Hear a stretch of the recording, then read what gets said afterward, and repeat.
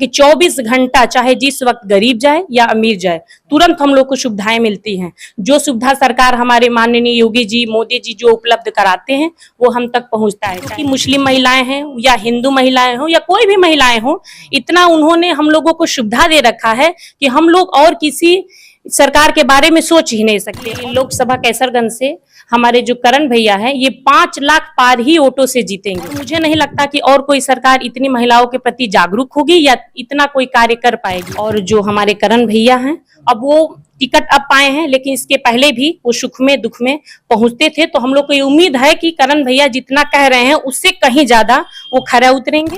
गांव में महिलाएं 98% महफूज है। यही महिलाएं जब सड़कों पे चलती थी तो चैन खींच दिया करते थे। आज के 10 या 12 साल पहले इतिहास, 12 साल पहले उठा लीजिए, चैन सरेआम दिन में खींचा जाता था।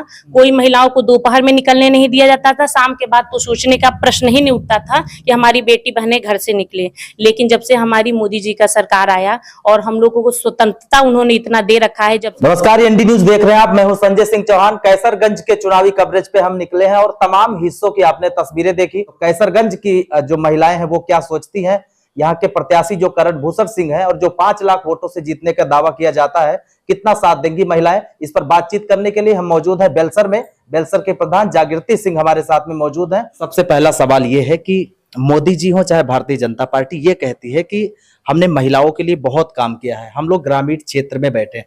क्या आपने देखा कि सरकार ने कुछ ऐसा किया हो जो ग्रामीण क्षेत्र में और अंतिम पायदान पे बैठी महिलाओं तक पहुंचा हो? इसमें भैया कोई शक नहीं है कि जो हमारे मोदी जी हैं, हमारे माननीय योगी जी हैं, वो महिलाओं को इतना सम्मान दिया है और इतनी व्यवस्थाएं दिए हैं कि शायद ही किसी सरकार ने मुझे दिया है। और हम लोग ये सोचते हैं, घर घर ये मतलब सर्वे करते हैं कि लोकसभा कैसरगंज से हमारे जो करण भैया हैं, ये 5 लाख पार ही वोटों से जीतेंगे, हमारा मानना है। क्योंकि इसमें जिस घर में जाइए महिलाएं इतनी एक्टिव हैं।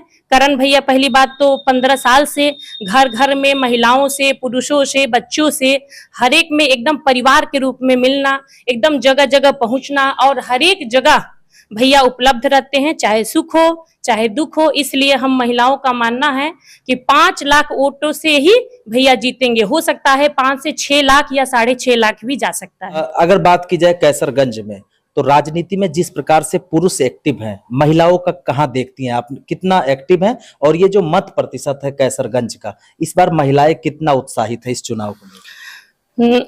जहां तक हम घर घर में जाते हैं और मेरा मानना है कि महिलाएं लगभग 95% से ऊपर एक्टिव हैं। पुरुष का तो बहुत पता नहीं है, लेकिन फिर भी पुरुष भी 90% से ऊपर जा रहे हैं। लेकिन महिलाओं का 5 से 8% दर ज्यादा है। क्योंकि मुस्लिम महिलाएं हैं या हिंदू महिलाएं हो या कोई भी महिलाएं हो, इतना उन्होंने हम लोगों को सुविधा दे रखा है कि हम लोग और किसी सरकार के बारे में सोच ही नहीं सकते। और मुझे नहीं लगता कि और कोई सरकार इतनी महिलाओं के प्रति जागरूक होगी या इतना कोई कार्य कर पाएगी। क्योंकि सबसे पहले तो हम लोग को आजादी मिली, जब से योगी सरकार आए हैं महिलाएं पूर्ण रूप से स्वतंत्र हैं। जिस समय जहां जाए, जो पहने, जिस वक्त जाना आना, एकदम पूर्ण रूप से स्वतंत्रता हम लोग के लिए बनी हुई है। अच्छा, बात रही सुविधा की, महिलाओं को इतना सुविधा दिया उन्होंने। सबसे पहले शिक्षा पे सुविधा दिया, उसके बाद जो अस्पताल है उसमें सुविधा दिया। क्योंकि 24 घंटे में पहले हम लोग अस्पताल में जाते थे तो कभी डॉक्टर नहीं मिलते थे, कभी नर्स नहीं मिलती थी, कभी कोई कुछ नहीं होता था। लेकिन जब से योगी सरकार आए हैं और जब से हमारे माननीय भैया जी क्षेत्र में घूमते रहते हैं, वहां की डॉक्टर या नर्स इतनी एक्टिव है कि 24 घंटा चाहे जिस वक्त गरीब जाए या अमीर जाए, तुरंत हम लोग को सुविधाएं मिलती हैं। जो सुविधा सरकार हमारे माननीय योगी जी, मोदी जी जो उपलब्ध कराते हैं वो हम तक पहुंचता है। चाहे गल्ला हो या कोई भी वैक्सीन हो या कोई भी किसी प्रकार की जच्चा बच्चा किसी भी प्रकार की दवाइयां हो, या चाहे जिस संदर्भ में जो भी सुख सुविधा हम लोग तक तुरंत पहुंचता है। उसके अतिरिक्त अभी भी मिलता है, महिलाओं को भी मिलता है। ये नहीं कि आपका हाथ नहीं लगा या किसी प्रकार से नेटवर्क नहीं है तो गल्ला नहीं दिया जाएगा, ऐसा कुछ नहीं है। गल्ला बराबर देते हैं और हमेशा देते हैं। और हमको नहीं लगता कि उनसे ज्यादा कोई सुविधा हम लोग को और कोई सरकार दे पाएगी। बिल्कुल, ग्रामीण क्षेत्र है जहाँ जो हम बैठे हैं, अब यहाँ पे आसपास में तमाम जो गरीब तबके के लोग हैं, उन तक सरकार की क्या सुविधाएं पहुंची, क्या देखा आपने? क्योंकि आपकी भी ग्राम सभा और क्षेत्र बहुत बड़ा है, आप एक्टिव रहती हैं, क्या महसूस किया आपने? सरकार की कितनी योजनाएं जो बात की जाती है वो घरों तक पहुंची है? सबसे पहले तो हमारी सरकार ने जो सुकन्या योजना चलाई थी वो पूरी महिलाओं तक पहुंच गई है। उसके बाद शिक्षा से संबंधित जितनी सुविधाएं, निःशुल्क सुविधा, जो बच्चे पढ़ने में अच्छे हों, भले गरीब तबके के हों, और जो बच्चों को मिलता है स्कूल से कन्या, वो क्या बोलते हैं, वो मिलता है, स्कॉलरशिप मिलता है, वो सारी गरीब बच्चों तक उनके खाते में पहुंचता है और टाइमली पहुंचता है। जितनी विधवा पेंशन है, वृद्धा पेंशन है, जो भी है, उसके बाद से जितनी आवास है घर घर तक पहुंचता है। यहाँ तक कि भैया हम बता रहे हैं कि ढूंढ ढूंढ के शौचालय दिया जाता है। अगर किसी के पास शौचालय नहीं बना है तो उसको जाके वहां पे शौचालय का चेक दिया जाता है, ताकि आप खुले में शौच न करें। और जो भी हमारी गरीब महिलाएं, सबसे पहले तो शिक्षा पे, जो महिलाएं पढ़ना नहीं जानती, बोलना नहीं जानती, उनको सुविधा दिया है, राशन फ्री, खाना फ्री, स्कूल में वो शिक्षा के लिए पैसा भी फ्री, और जितने टीचर्स हैं उनको सबको एक्टिव करा देना। जो शिक्षा वो दे रहे हैं वो पूरी महिलाओं तक देना, उनका होमवर्क चेक करना, उनसे आए दिन मतलब जो भी वार्ता हो शिक्षा के संदर्भ में वो करती है। तो शिक्षा से ही तो महिलाओं का विकास होता है। अगर एक महिला शिक्षित है तो गांव शिक्षित होगा। कैसरगंज की अगर बात करें तो कैसा व्यक्तित्व आपने सांसद बृजभूषण सिंह का देखा, और बेटे को टिकट मिला तो युवा चेहरे हैं और युवा जोश है, आपने क्या अनुभव किया है कि सांसद जी का कार्यकाल कैसा रहा और जो बेटे को टिकट मिला है, इनका राजनीतिक अनुभव क्या आप लोग का? हमारे माननीय सांसद जी का कार्यकाल बहुत ही अच्छा रहा, इसमें कोई शक नहीं है। और जो हमारे करण भैया हैं, उनका भी कार्यकाल 15 साल से, ऐसा नहीं कि वो अब आए हो, 15 साल से लगातार सबके संपर्क में हैं, इसलिए उनका कार्यकाल तो पूछिए ही मत। अब वो टिकट अब पाए हैं, लेकिन इसके पहले भी वो सुख में दुख में पहुंचते थे। तो हम लोग को ये उम्मीद है कि करण भैया जितना कह रहे हैं उससे कहीं ज्यादा वो खरा उतरेंगे, और जो सुविधा है वो तो देते ही हैं, और उनसे अच्छा कोई यहाँ नहीं है भैया। अगर क्षेत्र की अगर बात की जाए, विकास पे बात की जाए यहाँ पे आसपास में, तो जो ये कहा जा रहा है कि तरबगंज जो विधानसभा क्षेत्र है, ये पूरा विधायक है प्रेम नारायण पांडे जी, ये तमाम दावा किया जा रहा है कि सड़कों के मामले में तरबगंज बहुत अच्छा हो गया। क्या कनेक्टिविटी आपने देखी है? क्योंकि गांव के जो मुख्य मार्ग हैं, या अगर गांव के भीतर की बात करें, चाहे आरसीसी की बात करें, तमाम क्षेत्रों में आप गए, कितना महफूज मानते हैं कि हमारी सरकार ने इतने अच्छे काम कर दिए?